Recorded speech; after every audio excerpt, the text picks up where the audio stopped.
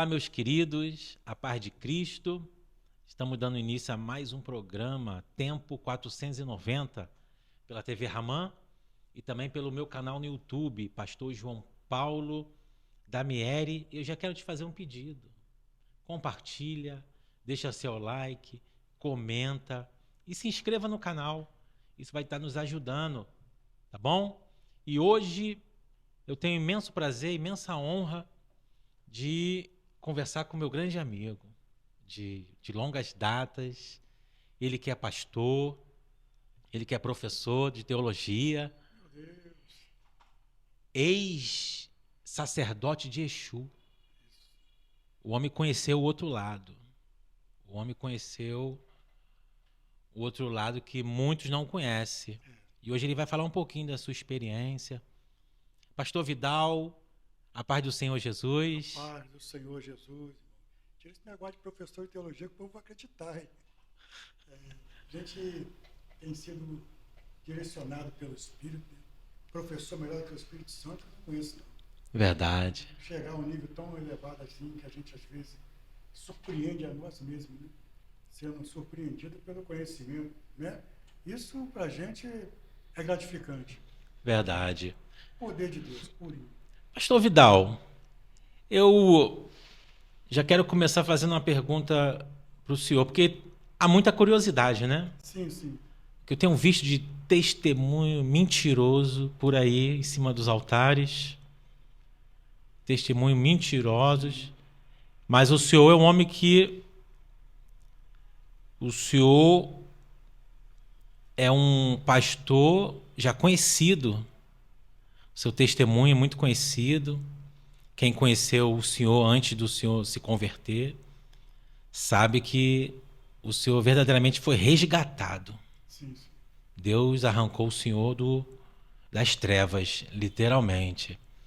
E eu queria... A primeira pergunta que eu queria fazer para o senhor é: como é que foi a sua conversão? Como é que o senhor conheceu o Evangelho? Como é que o senhor veio para Jesus? Realmente isso aí, muitas pessoas têm essa curiosidade pelo grau de envolvimento que eu tinha, né? Certamente eu nem tinha meu nome próprio mais. Assim como Daniel, né? Mudou o seu nome, eu também fui mudado, né? E meu nome era Iapadomim. Né? Como é que é? Iapadomim era meu nome. Iapadomim. Iapadomim, esse era meu nome. Né? Apajá, né? Da casa de Oxum. E o Apajá, na verdade, é um sacerdote, né, de Exu, que trabalha e transcende nesta linha aí, e uma qualidade que no Brasil não se cultua, né? E quando eu fui consagrado, na época virou um grande especulação acerca da minha consagração, e logo alguns valores foram invertidos, né, que a gente sai de um patamar e passa para outro, e passa a viver uma coisa totalmente nova. E, na verdade, eu nasci no Espiritismo. Né? Minha mãe era mãe de terreiro, né? Muito contra a vontade dela, por sinal. Né? Muito contra a vontade dela. Mas ela crescemos dentro daquele ensinamento e eu vi sinais, prodígios que me levaram a crer profundamente que aquela era a minha única opção como crença na minha época, né? A única opção. E quando se fala de conversão, quando você vai agregando, não é questão de eu estar no Espiritismo por um curto período, foram mais de 38 anos, né? Dentro dessa prática. 38 anos, muito tempo. E adquirindo várias experiências. E eu criei um aprendizado nisso aí, que hoje eu consigo entregar isso com muita facilidade, para dizer para você que está me vendo, está ao alcance da minha voz, está participando desse momento aqui, eu quero dizer para você uma coisa: o pecado ele é cheiroso, ele é perfumado, ele é bonito e ele é muito gostoso. Então essa tríade do pecado, sabe?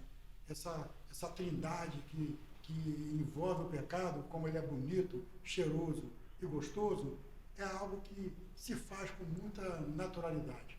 Você nunca vai ouvir na história dizendo assim: meu filho não pecou, hoje eu vou dar uma coça nele, porque ele tem que pecar. Não.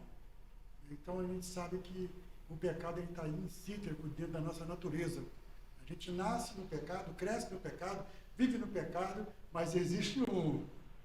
Verdade. Existe um que viveu e não pecou e nos conduziu para o seio do seu amor de uma forma inexplicável.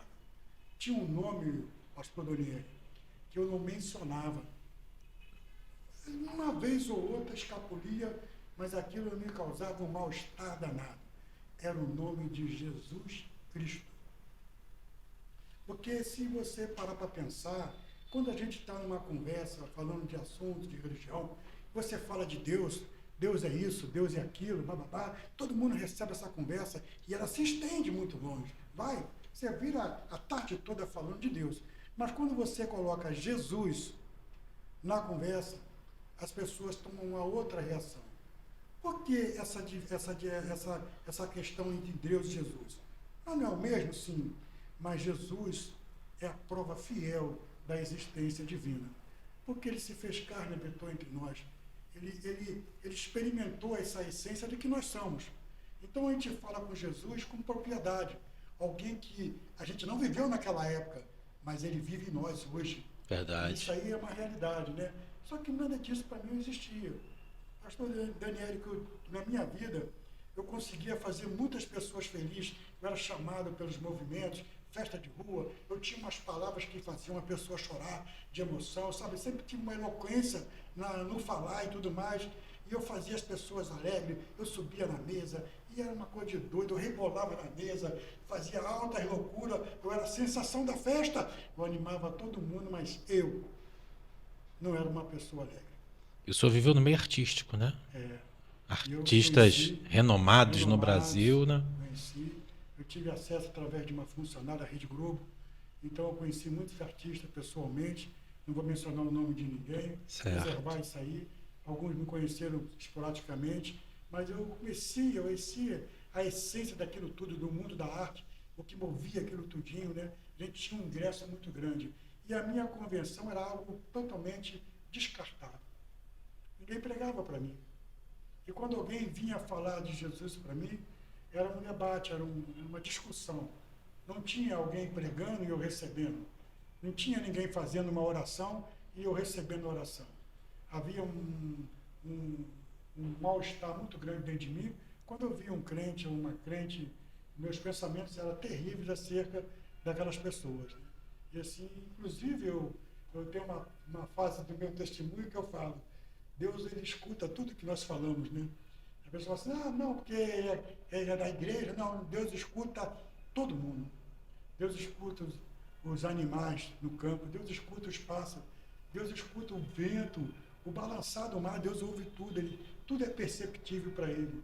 E eu lancei uma palavra, se um dia eu largar a minha fé, a qual eu tenho certeza que é verdadeira, eu morro, mas evangélico eu não viro. Meu Deus, o senhor falou isso? Falei, e eu morri. Para honra e glória. Verdade. Fiquei 3 dias apagado, né? Porque no 3º dia o Senhor me deu essa visão. E aí começou a desencadear uma série de coisas. A minha conversão ela veio por etapa, pastor. Eu estava num período muito emblemático na minha caminhada, quando eu tive um amigo que nós caminhávamos juntos, e eu, do candomblé, eu saí para dentro de alguns terreiros de alta magia, de magia, e começamos a entender algumas coisas com Lúcifer, elementares, cristais, etc. E algumas coisas que a gente começou, e ele começou a interagir comigo com mais eficácia, entendeu? E deixando bem claro que ao ser consagrado, eu tinha mudado de nível, né? Então, eu passei a me relacionar com ele e ele passou a fazer algumas cobranças acerca do meu chamado. Em quantos anos começou? Isso, quando eu me converti, quando eu consagrei, foi mais ou menos um ano depois da minha consagração. Porque até então vivia no glamour, né? Vem ele e tal, os candomblé que eu participava, né? Dos trabalhos e tal. Mas aí esse amigo se aproximou de mim como um enviado mesmo, e aí eu passei a frequentar mais a alta magia, alguns trabalhos que são colocados em lugares que as pessoas não sabem que existe, né? mais trabalhos profundos, né? E eu passei a ter relacionamento com ele. E aí, com isso, veio a cobrança. Deu, abriu um espaço, que seria um espaço de um mega barracão, né? A qual eu traria uma quantidade a mais de orixás, de imolés, para ser tratado aqui no Brasil com uma certa diferença, né? Eu ia mexer no estágio mais elevado, né? Então o negócio ia ficar bem mais pesado do que a gente possa imaginar. E para mim era tranquilo, porque o Elidar com quem eu já conhecia, né? Para mim, estar lidando com Lucifer, para mim, não era muita novidade. Eu sei que, à medida que ele ia se manifestando, aquilo também trazia uma certa incomodação, porque é um potencial além do que a gente possa imaginar. E a gente fala com o enviado dele, né? Nem totalmente diretamente ele, né? Mas é um representante muito próximo dele, que ele vem em diversas configurações se apresentando através de cristais, às vezes até mesmo ele se manifesta, se materializa para anunciar alguma coisa. Conheci a Belial, a serpente, né? Eu fui até impactado quando eu tive esse encontro, porque é algo assim que não dá para explicar. Eu também não quero entrar muito nessa explicação, porque eu não quero dar muita ênfase a essas coisas. Mas eu quero dizer que o mundo espiritual ele existe, ele é real, é verdadeiro. E hoje nós sabemos que há uma valorização da crença, né? As pessoas estão sendo mais cuidadosas acerca disso aí.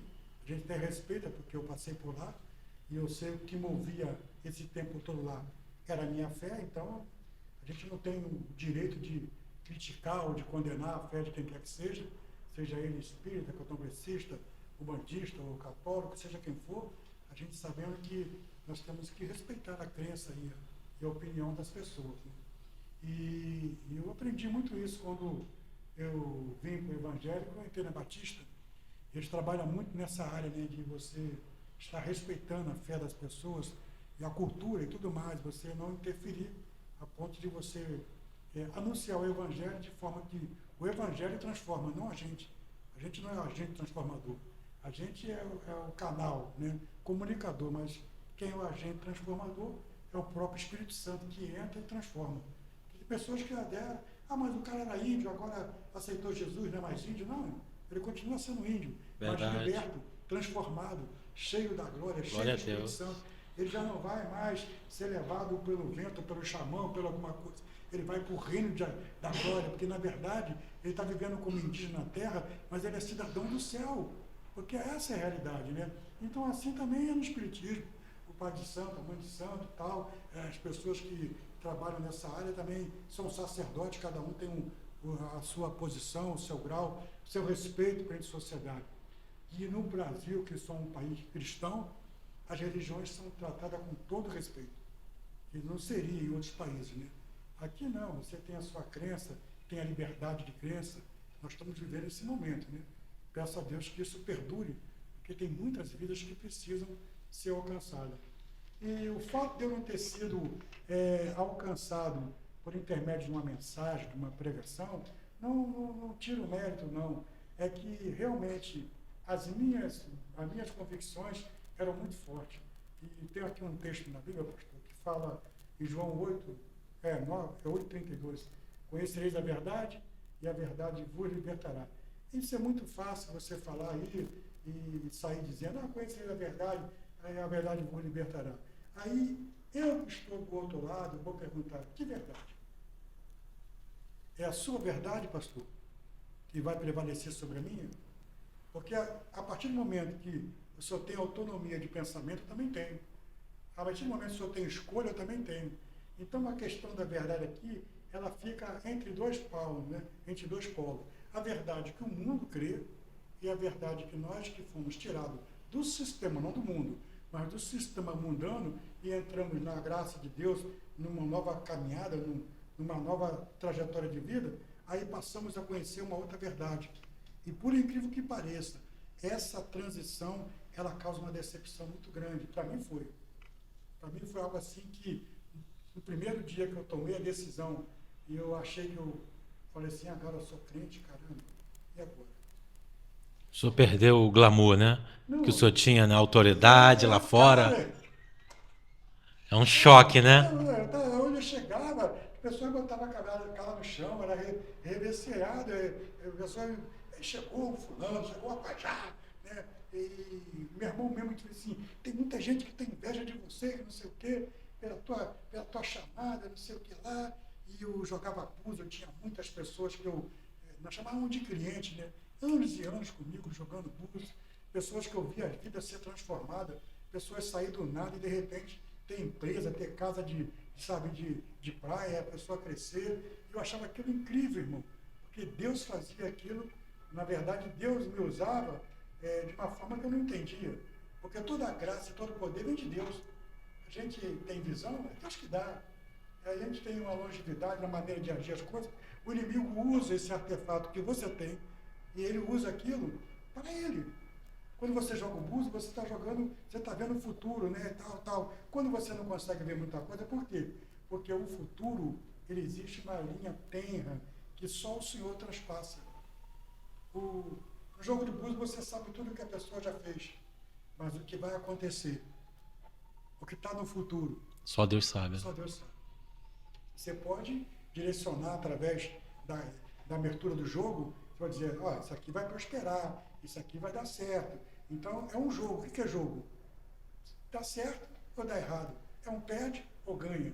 Não é uma alta afirmação. É diferente quando o profeta fala assim, eis que eu te digo. Verdade. Eis que eu te digo. Então o senhor tomou um choque, né? Também é um choque. Porque Porque agora era alguma coisa, de repente você teve que renunciar, eu né? tive que renunciar. Não é renunciar uma entidade. Abrir mão Abrir mão. do Primeiro ego. que, desde pequeno, dizia assim, ele está sendo criado pelo Ogum. Porque eu fugia de casa, pastor. Com 7 anos eu fugia de casa. Passava 6 meses, a 7 meses fora de casa. Que isso, 7 A minha anos. mãe, desesperada, acho que ela inaugurou a televisão pedindo socorro. Entendeu? E tive um dia que eu estava em São Paulo, eu via ela pela televisão na loja. E eu fui pego, saí do Rio de Janeiro, criança, fui parar em São Paulo. Que o trem saía aqui da Central do Brasil e ia para São Paulo. Trem de prata. Trem de prata, mas eu fui de madeira. Você não conhece, não. Você não é dessa época, não. Eu fui de trem de madeira, não fui de prata, não. O trem de prata é mais selecionado, mas o de madeira era de vários vagões, só você ficar perto. Sai da Leopoldina. Isso, você está perto para a família e fica conversando, tal. O cara vai pedir a passagem, vai marcar a passagem conforme vai passar na estação, mas marca a passagem do adulto, não marca de criança. Né? E certamente a criança está acompanhada de um adulto. Parar em São Paulo. Lá eu fui pego pela segurança lá, só que eles se distraíram por algum motivo, eu consegui fugir de novo. Lá em São Paulo, voltei pelo mesmo trem e cheguei no Rio de Janeiro. Isso aí é um feito que aí diziam que era entidade. Eu dormia nos vagões, dormia nas estações, né? E tudo mais. E incrível, né? Eu fico imaginando, o que me falta? A minha casa era uma casa humilde, era um terreiro, como eu falei para o senhor. Eu gostava muito daquele lugar, principalmente por causa da macumba. Para mim era uma festa. A macumba para mim era uma festa, um glamour. Né? Então, lá tinha uma entidade que ela cuidava de gente. A gente é um pai João, que era um preto velho. Para mim é como se ele fosse nosso pai, ele cuidava da gente. Ele fazia as consultas, a gente ficava embaixo da mesa ali, e ele fazia as consultas, as pessoas traziam alimento e vinha gente de longe. Minha mãe tinha umas entidades que ela ia no engenho de dentro, que é negócio de doido, ela trazia os doidos lá para dentro de casa. E o cara ficava bom.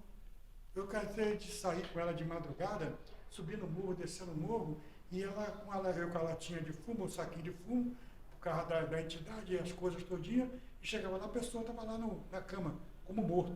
Aí saía uma entidade, entrava outra, eu dormia, quando era criança, de manhã, quando eu acordava, estava lá a pessoa que estava morrendo, sentada rindo, tomando café e tudo mais. Então eu vi sinais e prodígios. Ela pegava o terreiro no final de ano, todo mundo, a minha mãe enrolava a saia, botava a saia. Aí entrava a entidade.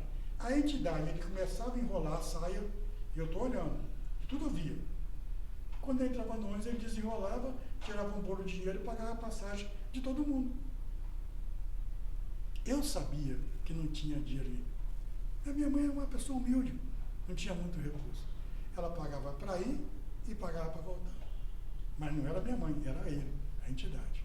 Então, isso aí fortaleceu, me deu uma consciência de que ali era o caminho, aí na igreja de São Jorge, né? Foi batizado lá e tudo mais. O padre ia na nossa trabalho lá de casa, o padre ia para assistir o trabalho lá, a macumba comendo e o padre lá batendo palma. Então, Vem cá, quando chama as entidades de demônios, vocês ficavam chateados? Como é que funciona isso? Com certeza, porque a gente sempre tem essa separação entre o sagrado e o profano. E a gente trata o orixá, primeiro que ori é a cabeça, ori. Ixá é o dono, o anjo que atua na cabeça. Entendeu? A palavra orixá vem disso, na cabeça, e o anjo que atua em cima.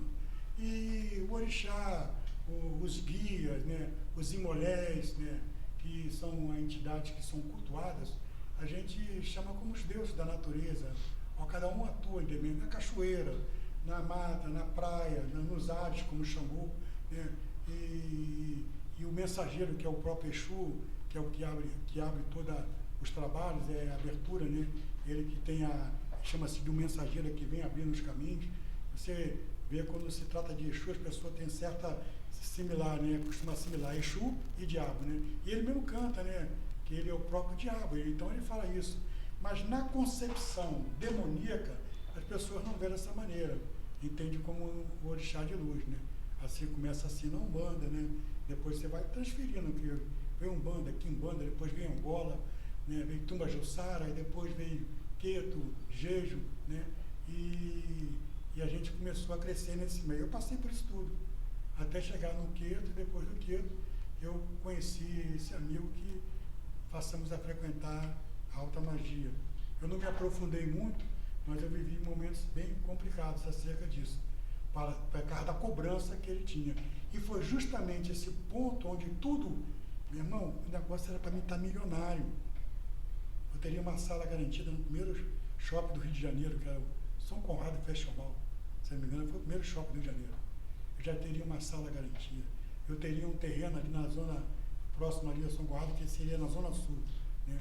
Não poderia ser na zona oeste, uma área enorme que estava já sendo preparada por ele, para mim e tudo mais. Eu ia ter um terreno assim, a nível internacional. Aí só abriu mão por causa do evangelho? Não abri mão por causa do evangelho. Eu abri mão por causa de uma crise interna.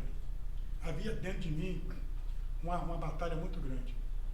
Sempre quando eu ia participar de algum jogo, para poder resolver alguma coisa minha, quando chegou a época de eu ser realmente levado a um estado maior, que eu raspei a cabeça, né? Então, aconteceu que eu tinha duas entidades que elas não eram assim. A primeira entidade que eu tive foi o Gunjá, e a segunda, Oxum Pandá. Essas duas entidades, todas as duas são primeira, não é segunda. Ou seja, uma não é segunda da outra. E não casa as duas na mesma cabeça. Então isso gera um problema muito seríssimo. Mas lá também aparecia no jogo um Oxalá, que eles não conseguiam identificar que o Oxalá era esse. Então, entre as minhas entidades e esse Oxalá, ele não aparecia para ser consagrado, mas em todo jogo ele estava lá. E eles não sabiam explicar que Oxalá era aquele. Não sei se era o Orumilá, se era o Xoguião, o Xolufã, né? Eles não sabiam da qualidade do Oxalá que aparecia lá. E então, eu raspei a cabeça e tal, aí botei o Quelê de Ogum, e foi quando eu fui consagrado a Pajá. E uma série de coisas, irmão, eu fui consagrado no fogo. Essa é a parte do sobrenatural. O que leva você a crer? São sinais. O que João falou? Se vocês não verem sinais, não crerão. E a Bíblia diz o quê? Os sinais seguirão aqueles que creem. Então é um meio que o inimigo, que Satanás tem como trabalhar, por intermédio da fé. Ele traz você através da fé. Ele usa o seu conhecimento e potencializa o seu conhecimento dentro da fé que ele te apresenta. E hoje nós temos pessoas de altíssimo nível que estão em diversas áreas de religiosidade. E eu, com toda a minha 4ª série primária, eu jamais trocaria o que eu sou hoje por qualquer outra crença existente no planeta. O que viesse o outro anjo lá de fora, descia, agora vem eu vim do terceiro céu e tal, e agora eu estou trazendo uma outra Bíblia. Não aceitaria, entendeu? Tenho plena convicção. E isso tudo para mim se tornou o quê? As pessoas se ofendem quando você chama o católico de idólatra porque adora a imagem, ele se sente ofendido. Ele te dá uma explicação clássica. Não, a gente não adora essa imagem. Isso aqui é uma representação que a gente usa como enigma, como um espelho e tal, não sei o quê. E é muito triste. Eu fico imaginando, quando o senhor vê um crucifixo que tem lá um Jesus Cristo mutilado, ensanguentado, qual é a mãe que vai querer ter um filho sendo lembrado no pior momento da sua vida? Digamos que o filho foi pego por engano dentro de uma comunidade e os bandidos bateram nele e rebentaram ele todinho, cabeça rachada, e tira uma foto, ela vai andar com aquela foto no peito, guardando aquela lembrança? Não. Assim também é Cristo na cruz. Lembrar dele, nunca pela cruz, mas lembrar dele porque ele nos conquistou e nos alcançou pelo sacrifício da cruz, mas a cruz ficou vazia. Verdade. É a cruz da humilhação, é a cruz da maldição.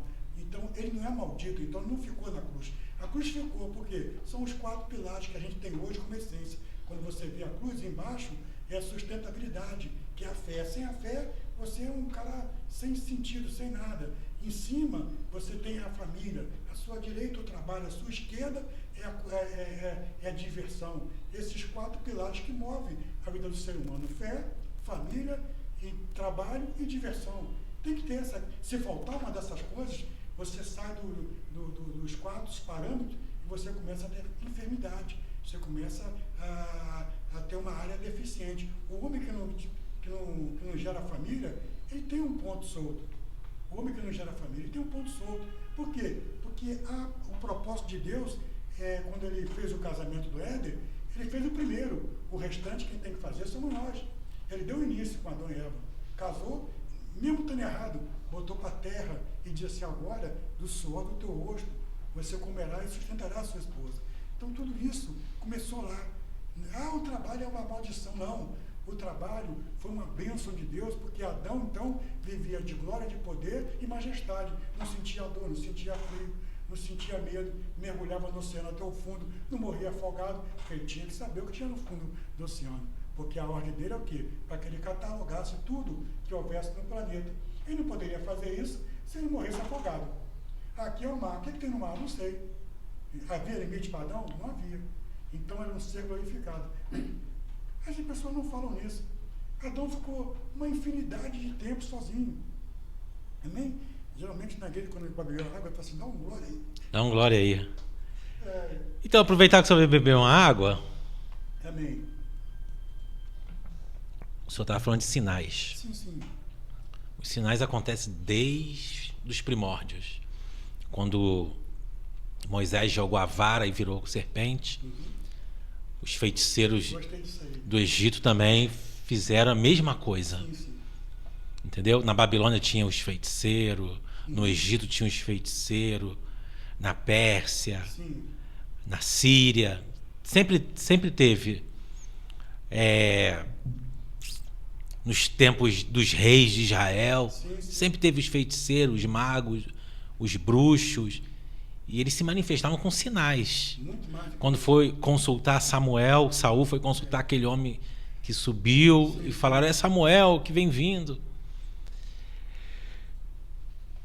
Sinal sempre teve, sinais. Então a gente tem que tomar cuidado com esse negócio de sinal. Quem vem por causa de sinais. Jesus disse assim: essa geração pede um sinal. Não vos darei outro sinal, a não ser o sinal do profeta Jonas. Assim como Jonas teve morto, aquela história toda. Então o senhor quer dizer, o senhor que viveu, que assim como acontecem os sinais para os crentes dentro da igreja, também acontecem os sinais do outro lado. E o senhor acredita que muitos sinais também que acontecem do lado de cá são pessoas infiltradas? Possivelmente. Porque, na verdade, tem que tirar aí uma falácia aí, que as pessoas pensam que a igreja é um lugar de santidade. Aqui é a casa do Senhor, o diabo não entra. Quem falou isso? Quem falou isso? Ali na igreja, onde você está manifestação de fé. Tem pessoas que, dependendo da logística do trabalho que está sendo realizado, a pessoa entra endemoniada, assiste o culto e vai para casa com o demônio do lado, como um tiracolo. Porque muitas das vezes você vai ver que no passado, algum tempo remoto no passado, não muito saudosista, eu sentei na minha convenção, eu sentei perto das cães, então eu ouvia muito falar sobre isso.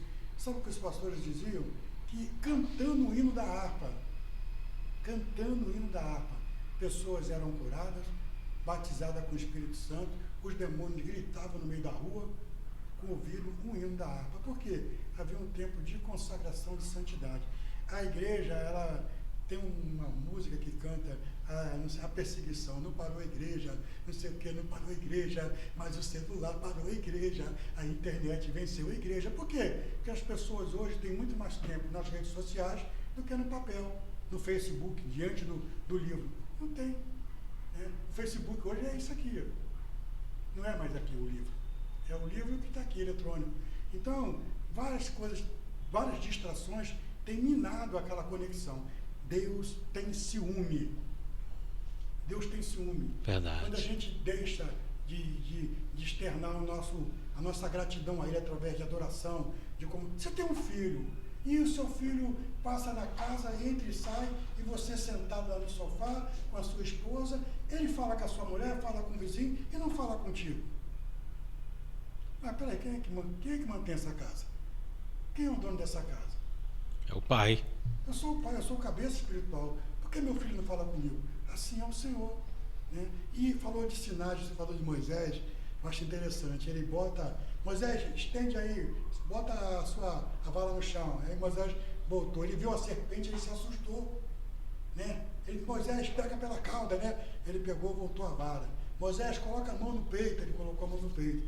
Quando ele tirou, a mão estava leprosa. Ele, Moisés, bota de novo a mão no peito. Quando ele tirou, a mão estava pura. Significado. Aquela vara, ele vai caminhar com o demônio dia após dia. Em toda a caminhada, o demônio vai estar com ele. E ele vai saber que ele é um cara pecador. Aquela lepra que ele carrega é o pecado do crime que ele cometeu. Ele cometeu o crime, escondeu o corpo, né? Mas o pecado está ali. O pecado. Então, não é a presença do diabo, não é o pecado, mas é a essência de Deus que faz toda a diferença na nossa vida. Não existe melhor sinal do que esse. Não existe. Eu, para me ser convertido, Deus fez um pacto comigo. E eu achei aquilo incrível, porque ele já tinha dado o sinal antes. Mas o sinal, como eu te falei, a dúvida entre aquilo que eu vi e aquilo que eu recebi, porque o inimigo sabia que eu ia parar. Eu já não estava indo, meu irmão ficou decepcionado. Eu recebia convite para ir aos terreiros e dentro de mim existia um mal-estar. Deram uma surra no meu irmão de perna de 3. No mesmo terreiro que ele ajudava, quase mataram meu irmão. Meu irmão era menor de idade ainda. Levou uma surra, aquilo entrou dentro de mim. Ou seja, a pessoa que está te abraçando, ela é seu inimigo. Então você não sabe em quem você vai confiar. Tantas e tantas vezes eu escutei assim, e a Padomim está muito achando que ele é o cara. A gente pode virar folha. Sabe o que significa virar folha? O cara que é homem, deixar de ser homem e passar a ter trejeitos e virar lá um cara transformado. Né? Muda a minha característica de homem e eu passo a ser um cara mais de acordo com o que eles consideram flexível. Perto da minha masculinidade, a minha referência como homem, virou a folha. Entendeu? Mas, de alguma forma, isso nunca logrou êxito. Talvez pelo meu grau de envolvimento, talvez pelo projeto que eles mesmos tinham para mim. Né? E quando ele começou a falar comigo profundamente, aí que o negócio não tem como explicar. Era muito dinheiro. Era muito dinheiro. Quando eu fiquei no fogo, foi uma hora no fogo. Dentro do fogo? No fogo. Eu com uma espada na mão e tinha uma alobaça em cada lado, que é a cebola, entendeu? E uma nota de R$5, que era uma nota boa na época, também na ponta, e eu segurei ali. Enquanto aquela espada não ficasse incandescente, não terminava. E eu fiquei ali até a espada ficar incandescente de uma parte à outra, né? Até as duas cebolas ficarem, né? Aquela parte todinha do meio da espada tinha que ficar incandescente, e ficou. Aí você pergunta, mas você não sentiu um fogo? Você não sentiu o calor? Eu não senti nada. É como se eu estivesse num fogo que fosse um fogo artificial, né? No princípio eu senti o calor, mas depois eu sentia que o meu corpo estava suando, né? Eu sentia o suor, mas isso não interrompia. Eu não tinha a mão para botar a mão e fazer isso, né? Não caiu na vista, né? Mas eu sentia que eu estava suando. Eu sentia que aqui embaixo eu estava pingando, mas eu estava ali firme naquilo ali. E depois daquilo eu ganhei muito dinheiro, muito dinheiro. E o Babalaô que fez aquele trabalho falou assim, agora sim você foi confirmado no fogo. Que você não está na África, mas já tinha que confirmar a sua consagração, o seu chamado. Quando eu saí, estourou o teto do Candomblé, estourou. Todo mundo de roupa branca, só caiu filugem em cima de mim.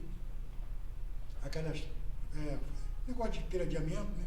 Só em cima de mim caiu, todo mundo de branco. Só eu recebi aquela cinza por cima. Houve um estouro, como se tivesse caído um tronco de árvore, alguma coisa, ou um corpo em cima. Entendeu? Entendi. Vários sinais. E é interessante, né? A gente hoje vai comer um bifezinho, tirar a gordura. Lá a comida que eu botei lá, ela passou do tempo, né? Aí os bichinhos começaram a dar. Rapaz, Aí isso pegou aí... um bolinho, passava o bolinho em cima, catando os bichinhos, bota na boca, come que não tem osso. A gente come aquilo. Entendeu? Quem está com a entidade faz isso dormindo. Eu passei por tudo isso acordado. Nosso Deus é tão limpinho, né? Meu Deus. É bom servir Deus, né? Quando eu beber uma água de bico, eu tenho nojinho. Ó, Mas eu bebia aquela água com bicho, com sangue, com tudo que você podia imaginar. Eram 21 ervas, né? E 7 daninas, ervas daninas, ervas perigosíssimas, misturadas, eu bebia aquilo. Chamava do amor, né? Bebia. Então, era cheia, era força, renovava as forças e saía renovado e tudo mais. E tudo isso. Eu, quando era criança, jovenzinho, vendia cuscuz. Lá na Praça de Coelho Neto, sim, tinha o antigo Rainha. Nem sei mais o que é. Tanto mercado virou ali. Era o antigo Rainha. E do lado tinha um Banerje. E eu vendia cuscuz, aí passou um mendigo e eu dei um cuscuz para ele. Ele pegou o cuscuz e colocou no corrimão, um patamar de concreto assim, o cuscuz ali em cima. O cuscuz ficou 3 dias ali. No 3º dia ele voltou e comeu o cuscuz. Meu Deus. Porque o diabo ele quer humilhar a pessoa, né? Quer botar a pessoa... E servir Deus é tão bom. Não precisa passar por nada disso. Mesmo o diabo humilhando as pessoas, eu vejo do lado de lá uma entrega maior do que do lado de cá. Por que não há essa entrega dos crentes? É que, na verdade, é o que acontece. Eu falei para o senhor sobre os procedimentos. Qualquer verdade, não passa. A gente passa e pensa você que sai dali renovado. Você faz uma obrigação, você sabe que parece que você passou por um check-up geral e sai inteiraço, 100%, um bem-estar danado. Conta uma experiência que marcou o senhor no Evangelho. Algo que Deus te usou, algo que o senhor viu, sobrenatural. O que me marcou no Evangelho, o que eu posso dizer que foi o carro-chefe para mim, foi que eu, mesmo estando insatisfeito, o inimigo sabia que eu estava com meu irmão, e eu entrei no estado etílico bebendo. E a minha primeira esposa, ela trabalhava no hospital de psiquiatria ali no fundão do FRJ, na Praia Vermelha. E então naquela tinha muito tranquilizante, muito remédio. E de repente eu senti uma súbita dor de cabeça, eu peguei o tranquilizante. Eu já estava bebendo, já estava bêbado. E tomei o comprimido, e tomei um copo de cerveja, aí deu aquele alívio. Daqui a pouco a dor voltou de novo, e assim eu fui consumindo aqueles tranquilizantes, a ponto de chegar a uma cartela de tranquilizante. Daí para frente, eu conto o que meu irmão falou para mim, porque eu saí de cena, né, me disseram que me levaram para o hospital e disseram que não tinha jeito, que eu já estava com veneno e tal, já tinha, perguntou que eu tinha bebido, ele levou, mostrou, não, ele só tomou um já é o suficiente. Não, ele tomou esses comprimidos todo aí. Eu disse, mentira, o ser humano não suporta isso não. Que isso, cara. Quer dizer, então o projeto era para me matar mesmo. Ele falou assim, ele vai para casa, ele vai dormir e não vai acordar. Aí meu irmão levou para casa, montaram a vigília lá, mas hoje eu apaguei lá no cantinho lá e fiquei. Eu só sei que isso foi numa quinta-feira, né? E eu fui me despertar no sábado. Eu tive uma visão, eu andando pelo um corredor, interessante que era tudo escuro em volta, né? e tinha água de um lado e água do outro. Mas é aquela água escura, como se fosse um rio, escura. A única coisa clara que tinha era aquele piso de barro, que eu estava caminhando. Aí subia de um lado, a pessoa acorrentada, assim, buscando ar, e eu sentia aqueles cabelos balançando, tipo Rastafari, né? Aquele buraco da boca, só conseguia contemplar isso. Aquela boca aberta buscando ar, e a corrente puxava de novo para a água. E acontecia de um lado e do outro. Acredito eu profundamente que eu não estava sozinho. Porque eu não parei, eu vi e continuei andando. Só que eu cheguei diante de uma cachoeira. Aí eu parei. Aí a cachoeira estava frontal, a água descia, água escura, tudo escuro. A água descia sobre alguém que estava sobre aquela cachoeira, mas ele estava sobre a rocha. As correntes puxavam ele ajoelhava, abaixava e a água caía sobre ele. Aí ele fazia uma força, levantava e esticava a mão. Aí a corrente puxava de novo ele, mas ele estava sobre a rocha, ele não afundava. Aí eu estendia as mãos, saiu uma espada de luz. Na época, não tinha Guerra nas Estrelas, que tinha o sábio de luz do Jedi, não tinha. Eu não tinha como explicar, a não ser uma lâmpada fluorescente. Era como se fosse uma lâmpada fluorescente, era a visão que eu tinha. E era uma espada, que eu cortava a corrente daquele homem, cortava as correntes dos pés e da mão, e quando eu fazia aquilo, eu saí do estado em que eu me encontrava. Eu abri o olho. Meu pai. Abri o olho, fui para a cozinha, e essa parte me dá uma certa tristeza, porque é como se você tivesse para morrer mesmo, né? E de repente você voltasse à vida. E teve uma música de Lázaro que ele fala: ninguém deu uma festa quando eu nasci, né? Ninguém fez uma festa quando eu nasci. E ninguém teve festa porque eu acordei. É uma coisa comum. Ninguém tinha noção do nível em que eu estava, né? Porque eu já tive uma experiência pós-morte. Eu e a minha tia tivemos a mesma visão, eu tinha 15 anos de idade, né?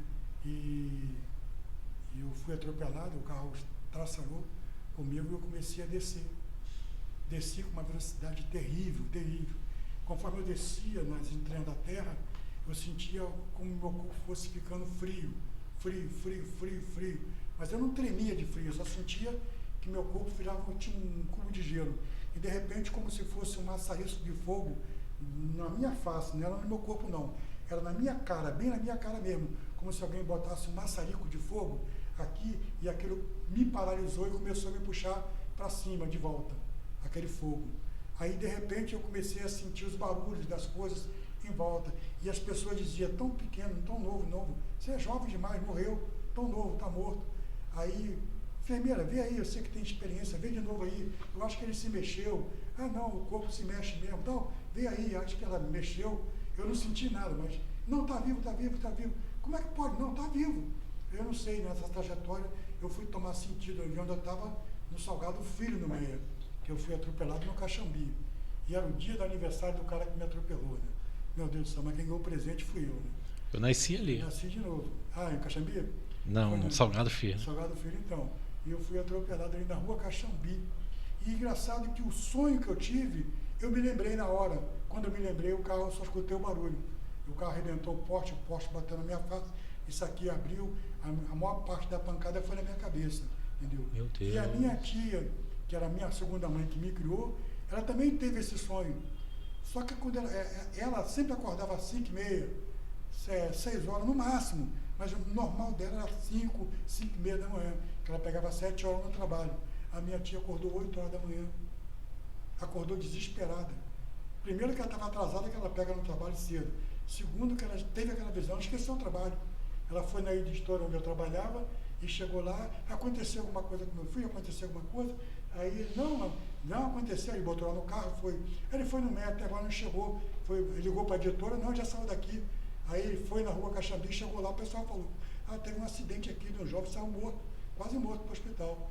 Aí Caramba. Ele foi para o Salgado Filho já contando, procurar meu corpo, né? E eu estava lá, entendeu? Eu estava lá. E essa experiência pós-morte. Então eu já tinha passado por isso. Então nessa vez do tranquilizante eu não senti nada. Eu simplesmente apaguei, não senti nada. Era um projeto de morte mesmo. Rapaz. E havia, como a minha mãe morreu com 40 anos, o projeto que se eu não cumprisse o que ele queria, eu morreria também com 40 anos. Entendi. E ali, aquilo ali marcou. Aí Jesus fez um pacto comigo, né? Depois de sair, porque eu não me converti logo de início, né? Eu saí procurando as pessoas que eu conhecia para definir o que era aquilo. Mas aonde? Nos candomblé, nos amigos da alta roda, dos mais do alto nível. Como é que eu vou procurar resposta sobre algo celestial no mundo das trevas? Verdade. Quantos anos já de pastor? 20? Foi isso aí? Eu estava com... Não, o senhor tem quantos anos de pastor já? Pastor tem 23. 23 anos. É muito tempo, muita experiência. Pastor Vidal, essas pessoas que andam com o pé na igreja e com o pé no mundo, um conselho para essas pessoas. Que brinca, né?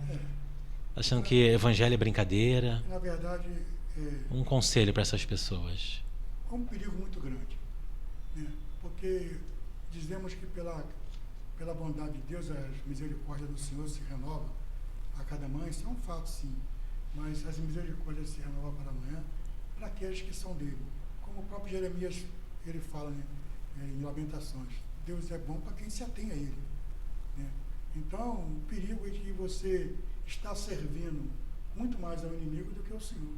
Você entra na igreja como quem vai no restaurante buscar um alimento, alguma coisa, algo que você precisa. Você busca os seus interesses, mas não tem vínculo nenhum com o dono do restaurante, não tem vínculo nenhum com aquela casa, com aquela marca, não. Então você corre um risco muito grande. Você transita entre a luz e as trevas, quando na verdade você está muito mais nas trevas do que na luz. Porque não há comunhão, não há uma coligação. Não dá para mim ser crente 4 dias da semana e no final de semana eu cair no meu pagode, curtir, dar um teco e fazer, e depois voltar e me reconciliar. Ou então vou na missa domingo. Não adianta ir para a igreja orar, como a música fala, e depois fazer tudo errado. Querer ver as coisas de frente, mas olhando de lado não tem como. Aí a gente tem que ter uma relação direta. Deus, ele está à porta, clamando por essas vidas. A volta de Jesus está muito próxima. Não tem mais o que esperar. Os sinais que estão escritos na Sagrada Escritura se cumpriram. O momento da trombeta tocar pode ser a qualquer momento. A questão é isso. É que as pessoas vivem hoje incomodadas pelo pecado. Elas querem, quando se fala de ir para a igreja, a primeira coisa, quando eu escutei muito isso, não vou para a Assembleia não, que tem que botar aquele saião, tem que andar de terno, que não sei o que e tal. Mas se você entrar na Petrobras, você vai entrar para um departamento, você tem que usar um uniforme. Digamos, que você vai ganhar uns 30 mil reais. Você tem que usar aquele macacão. Você, não vou entrar não, porque tem que usar macacão. Você recusa. Se você for para as Forças Armadas, você vai escolher que tipo de farda você vai usar? Não. Quando você entra no emprego, você determina o que você quer fazer? Não. Então, para você ter a sua sustentabilidade, para você ter a sua base de segurança na vida, de proteção, você tem que passar pelos processos. Porque quando você acha que vai para a igreja, você pode, de qualquer jeito. A Bíblia diz, vem como vieres, como estiveres, mas não permaneça. Porque a palavra que eu acho linda no Evangelho é essa: uma vez em Cristo, nova criatura é. As coisas velhas se passaram, eis que tudo se fez novo. Eu tinha uma infinidade de entidades, eu chamava os demônios, muitos demônios para caminhar comigo. De repente eu chamei um cabra só um único Deus, o único Senhor. Larguei tudo aquilo, desmoronou tudo. Eu estava aqui como um novo convertido, na presença de um Deus que eu não conhecia, e a dificuldade de chamar Deus de pai, porque eu não tive pai. Eu fui criado sem pai. Então a figura paterna para mim era minha mãe, entendeu? Então eu tive aquela dificuldade de ter Deus como pai. Mas com o tempo, meu relacionamento com o Espírito Santo trabalhando, eu fui entender o que eu nunca imaginei. Qual é o significado de pai? O pai é aquele que é sempre presente, ainda que ele esteja ausente. Cada sinal, cada orientação, cada puxão de orelha que ele dá, cada gesto que ele pratica para dar a gente um caráter, formando nosso caráter desde pequeno, formando a nossa posição na sociedade como cidadão, o trabalho que ele tem, mesmo a distância que a mãe cuida mais tempo, mas quando ele vem com uma palavra incisiva, uma palavra rena, isso, aquilo, eu não admito, e o nível de autoridade que tem nele, você quer adquirir. Você não vê o jovem? Verdade. O jovem, quando chega mais de certa idade, ele quer desrespeitar a mãe, mas ele não desrespeita o pai. Porque ele sabe que ainda que ele busque uma autoridade, existe uma autoridade maior do que ele. Então, hoje, o Estado, o governo, esse sistema maligno que está aí, esse desgoverno, eu não quero entrar na área da política, porque esse desgoverno que está aí tirou o conceito família. A finalidade deles aí, esse povo aí que lida com essa área, o desejo dele é acabar com esse conceito de família. Por quê? O conceito de família está dentro do princípio judaico-cristão. A família vem do princípio judaico-cristão, está na Bíblia. Então eles querem rasgar essa página, destruir. E aí existe um novo conceito de família. O mesmo lá pode o marido ter 3 mulheres, e a mulher pode ter 2 maridos. Criar esse negócio dessa conexão. Ou então só homem, ou então só mulher. Esse sistema aí é um sistema de degeneração do gênero. Porque se ficar só homem, e só mulher, não vai gerar. E não gerando, não vai ter crescimento. Vai minguar, até não haver mais ninguém. Esse é o projeto comunista, né? Que fala sobre, oferece algumas coisas que parecem ser bom, até apoiam a igreja, entre aspas, na verdade eles querem entrar na igreja. Depois que ele entrar, ele impõe. O que aconteceu com Constantino? Ele entrou numa igreja simples, depois deu um castelo. Depois que deu um castelo, quem era cristão verdadeiro teve que fugir. Teve que fugir e viver como nômade, pulando de galho em galho, pregando nas covas, escondido, porque o evangelho passou de ser o essencial, passou a ser perseguido. Aquele que antes tinha a palavra, que tinha acesso, agora tem restrito. E a gente aqui no Brasil não vai demorar isso. Se continuar o povo com essa seta, porque existe um demônio que ele trabalha dentro dessa área da política, dá ao cara voz de encantamento. Ele fala e você recebe aquela voz dentro de você e você acredita profundamente em tudo que ele fala. Mas lá por trás, quantos pactos ele fez para atingir esse nível? Verdade. Quantos pactos ele fez? Quantas cabecinhas foram cortadas para que ele pudesse atingir esse nível de encantamento? E aí você vê que passa tempo, o cara com quase 100 anos, lá continua lá, política, né? Brigando e trazendo o filho, trazendo a filha. Ninguém tira, né? Ninguém tira, porque a vaca está lá dando leite para eles, é a vaca particular. Ninguém tem acesso a elas, então, tudo isso. Aí eu falo, irmão, quando eu tive o pacto com o Senhor, que ele falou, pede o que tu queres, eu podia, a minha paixão desde pequeno era o ônibus, sabe? Apaixonado por trem, por ônibus. Então eu podia, assim, já que é para pedir, esse Deus que está dizendo para eu pedir o que quer, ele está falando, né? Então, pô, tá bom, eu gosto de ônibus, eu quero uma empresa, quero ser dono de uma empresa de ônibus. Eu podia dizer isso. Ele não falou que eu podia pedir o que eu quisesse, que ele ia me dar para provar que ele tinha pressa de trabalhar na minha vida? Eu podia pedir. Mas agora tu vê só, João, eu fui para a janela do meu apartamento e eu abri a janela, parou um caminhão da Antártica lá, o cara abriu o capô, 1621, eu não esqueço isso nunca, eu vi as pessoas caminhando para o trabalho, os orixás não deixavam eu trabalhar. Eu perdi um emprego na Marinha, que eu ganhava uma nota preta, irmão, de 6 da manhã às 2 da tarde. Todo mundo pensava que eu era desocupado na vida.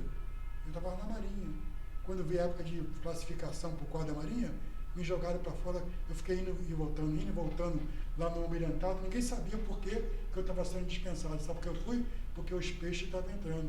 Eu tinha o meu irmão que eu podia falar com ele tinha lá o acochado lá que era o almirante, resolvia, mas o inimigo fez o quê? Fechou a minha vista, porque ele dizia que eu não nasci para ser mandado, eu não nasci para ser empregado. Tive na STR, trabalhei na Detroit Diesel no Brasil, motor terrestre, motor marítimo. Roberto Carlos era cliente quando fez o motor da Lei de Laura lá, entendeu? Então, tinha acesso a grandes empresas, ganhava um bom salário, cheguei a ganhar 11 salário mínimo. E eu novo ainda. E o que acontece? O inimigo dizia que não. Para quê? Para andar com uma bolsinha debaixo do braço, de porta em porta, jogando buzo. Só Deus sabe qual a porção que vinha, mas a promessa dele é que eu ficaria rico através da mão dele. Glória a Deus. Da mão dele. Só que tudo isso me custou, né? Me custou. Pastor Vidal, o nosso tempo é curto. Amém. Que pena. Que pena, mas vai voltar aqui mais vezes, porque é muito testemunho, né? É muita experiência com Deus. E eu quero convidar o pastor Vidal para palestrar na minha igreja, ministrar, pregar. dar um estudo sobre batalha espiritual. Qual o contato, pastor? Deixa o contato aí. Eu trabalhei um bom tempo com o pastor Antonieta nessa área, né? Trabalhamos junto, né? Pastor Antonieta Rosa, saudosa pastora. Deixou um legado, deixou uma experiência muito grande, né? Verdade. Eu, francamente, meu contato é 996 19 6041, entendeu? E eu tenho um problema de tempo, né? Atualmente o meu tempo tem sido muito escasso, que às vezes eu pego trabalhos assim de visitas e aquilo que as pessoas fazem em 10, 15 minutos, às vezes o meu dura 4 horas, porque estar no ambiente, sondar o ambiente, identificar. Verdade. Restaurar a família, né? Repete aí o telefone. 996 6041.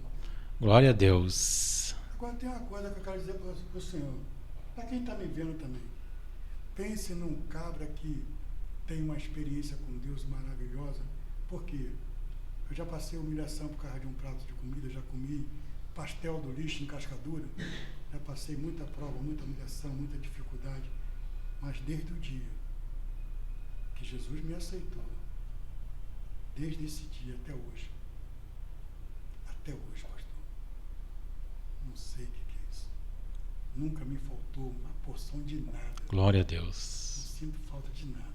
Não estou rico, não. Eu estou rico na graça. Estou rico dentro de mim. A riqueza que eu tenho hoje, eu não negocio, não vendo, não troco. Né? Sou um homem muito bem casado, graças a Deus. A minha esposa, a gente chama ela de Bispa Lucimar. Não é bispa, não, né? A gente fala isso para poder perturbar ela. Né? Irmã Lucimar, missionária Lucimar. Deus me deu essa mulher que mudou, sabe, abrilhantou muito o meu ministério. Muito embora minha primeira esposa, eu sou grato. Deus, ele sempre cuidou muito de mim nessa área.